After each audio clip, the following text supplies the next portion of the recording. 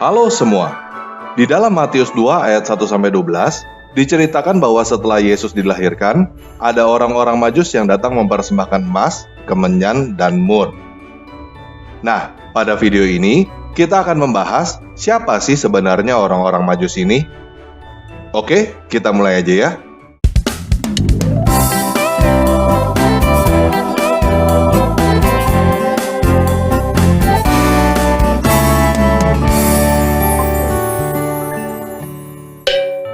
Yuk kita baca dulu Matius 2 ayat 1-12.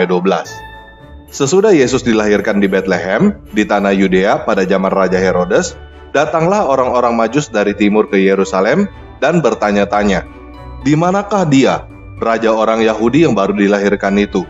Kami telah melihat bintangnya di timur, dan kami datang untuk menyembah dia." Ketika Raja Herodes mendengar hal itu, terkejutlah ia beserta seluruh Yerusalem.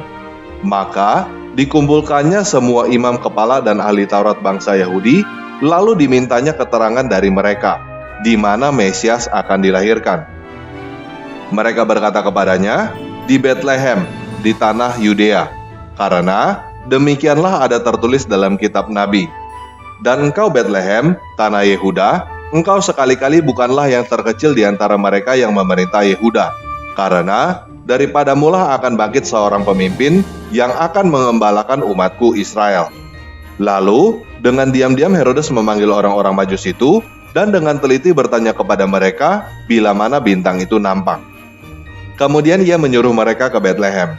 Katanya, "Pergi dan selidikilah dengan seksama hal-hal mengenai anak itu, dan segera sesudah kamu menemukan dia, kabarkanlah kepadaku, supaya aku pun datang menyembah dia." Setelah mendengar kata-kata raja itu, berangkatlah mereka.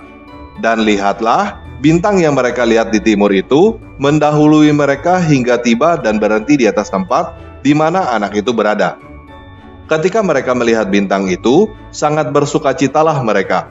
Maka masuklah mereka ke dalam rumah itu dan melihat anak itu bersama Maria ibunya, lalu sujud menyembah dia. Mereka pun membuka tempat harta bendanya dan mempersembahkan persembahan kepadanya, yaitu emas, kemenyan, dan mur. Dan karena diperingatkan dalam mimpi supaya jangan kembali kepada Herodes, maka pulanglah mereka ke negerinya melalui jalan lain.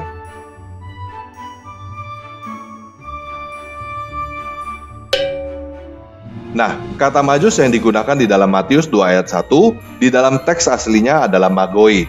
Di dalam Matius 2 ayat 7 adalah magous. Dan di dalam Matius 2 ayat 16 adalah magon dengan omega. Magoi, magous, dan magon dengan omega adalah bentuk jamak dari magos. Kata magoi digunakan apabila nominatif, yang arti sederhananya adalah subjek dari sebuah kata kerja. Kata magous digunakan apabila akusatif, yang arti sederhananya adalah objek langsung dari sebuah kata kerja. Kata magon dengan omega digunakan apabila genitif, yang arti sederhananya adalah pemilik atau sumber dari subjek atau objek.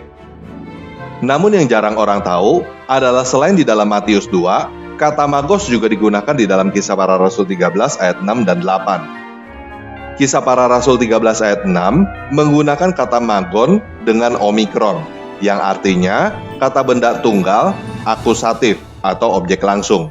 Dan Kisah Para Rasul 13 ayat 8 menggunakan kata magos, yang artinya kata benda tunggal, nominatif atau subjek.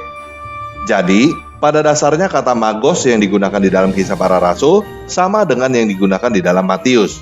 Hanya saja di dalam Kisah Para Rasul tunggal, sedangkan di dalam Matius jamak.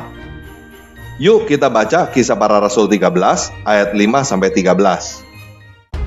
Setiba di Salamis, mereka memberitakan firman dewata di dalam rumah-rumah ibadat orang Yahudi, dan Yohanes menyertai mereka sebagai pembantu mereka. Mereka mengelilingi seluruh pulau itu sampai ke Pafos. Di situ, mereka bertemu dengan seorang Yahudi bernama Bar-Yesus. Ia seorang magon dan nabi palsu. Di sini, magon diterjemahkan menjadi tukang sihir. Ia seorang tukang sihir dan nabi palsu. Ia adalah kawan gubernur pulau itu, Sergius Paulus, yang adalah orang cerdas. Gubernur itu memanggil Barnabas dan Saulus karena ia ingin mendengar firman Dewata.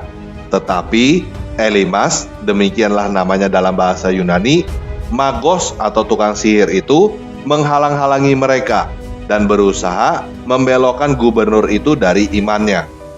Tetapi Saulus, juga disebut Paulus, yang penuh dengan Roh Kudus menatap dia dan berkata, "Hai anak iblis, engkau penuh dengan rupa-rupa tipu muslihat dan kejahatan. Engkau musuh segala kebenaran. Tidakkah engkau akan berhenti membelokkan jalan Tuhan yang lurus itu? Sekarang, lihatlah, tangan Tuhan datang menimpa engkau, dan engkau menjadi buta. Selama beberapa hari, engkau tidak dapat melihat matahari." Dan seketika itu juga, orang itu merasa diliputi kabut dan gelap. Dan sambil meraba-raba, ia harus mencari orang untuk menuntun dia. Melihat apa yang terjadi, percayalah gubernur itu. Ia takjub oleh ajaran Tuhan. Lalu, Paulus dan kawan-kawannya meninggalkan Pafos dan berlayar ke Perga di Pamfilia. Tetapi, Yohanes meninggalkan mereka lalu kembali ke Yerusalem. Jadi, di dalam Kisah Para Rasul 13, kata magos diterjemahkan menjadi tukang sihir.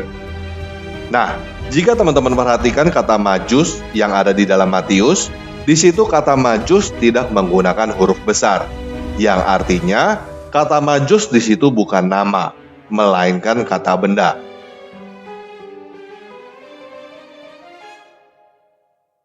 Dan perlu teman-teman ketahui bahwa kata magic yang ada di dalam bahasa Inggris sekarang ini berasal dari kata Yunani magos.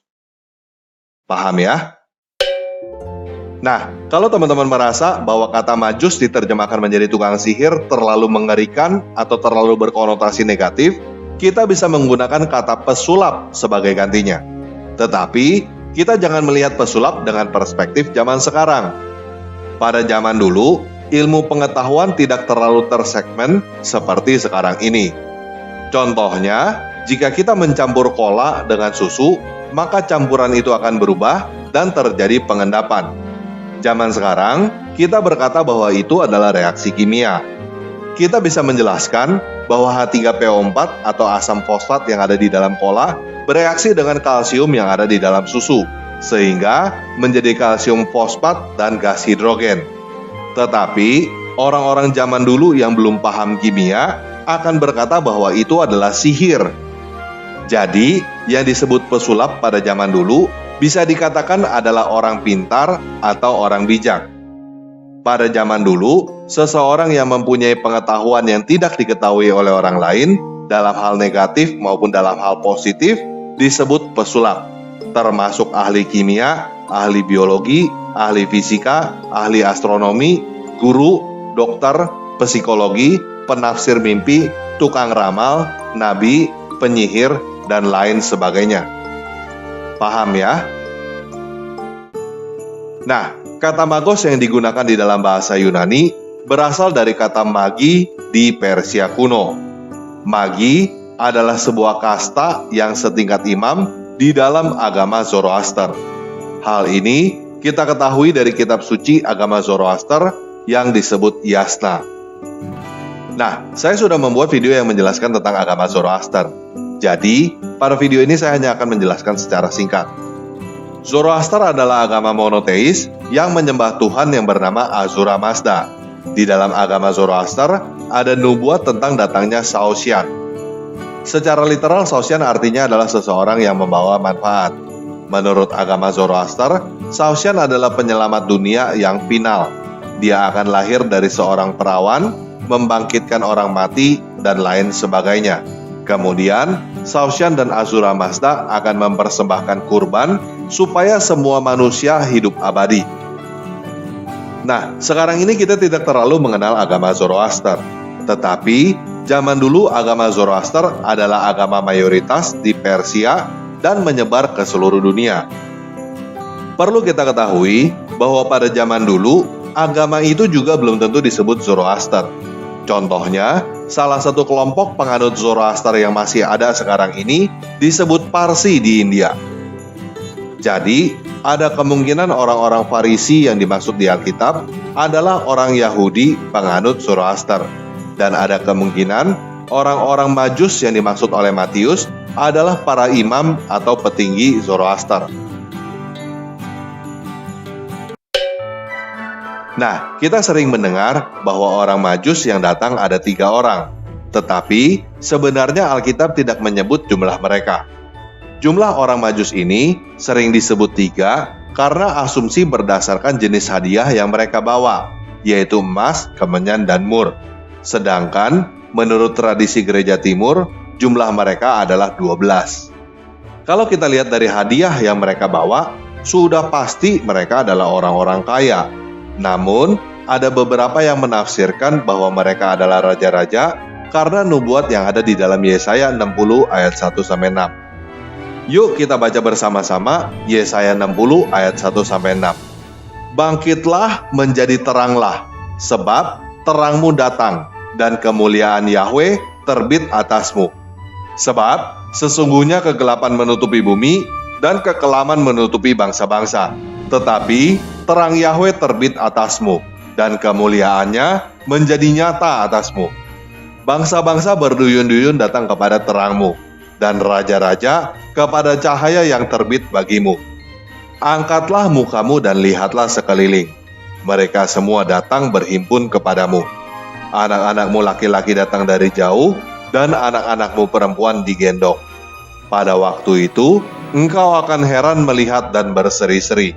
Engkau akan tercengang dan akan berbesar hati, sebab kelimpahan dari seberang laut akan beralih kepadamu, dan kekayaan bangsa-bangsa akan datang kepadamu. Sejumlah besar unta akan menutupi daerahmu, unta-unta muda dari Midian dan Eva.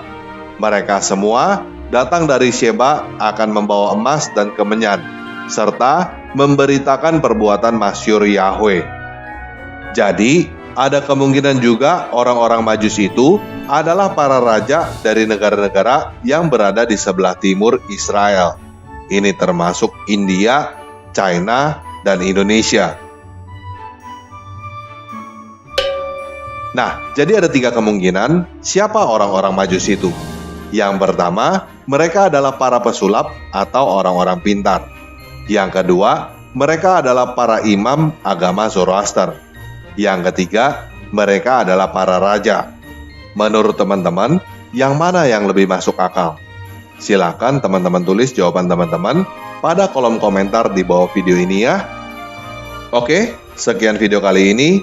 Yesus Kristus Sang Penguasa beserta kita.